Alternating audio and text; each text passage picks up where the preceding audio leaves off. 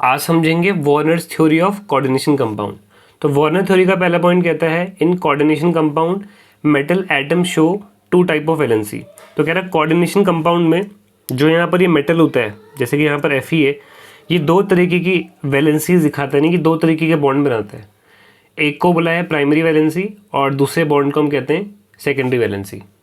Second point कहता है the primary valency is ionisable valency and secondary valency is non ionisable. मतलब कि ये इसका जो प्राइमरी बॉन्ड होता है वह आयनिक इन नेचर होता है और सेकेंडरी जो बॉन्ड होता है वो नॉन आयनिक इन नेचर होता है।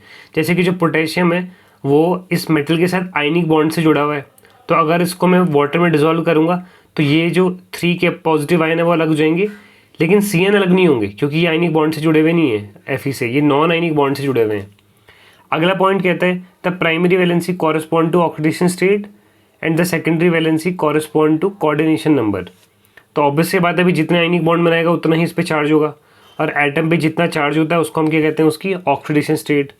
फोर्थ पॉइंट कहता है the metal tend to satisfy both its primary as well as its secondary valency. और लास्ट पॉइंट है the secondary valency is always directed towards fixed position in the space and this leads to definite geometry of the compound।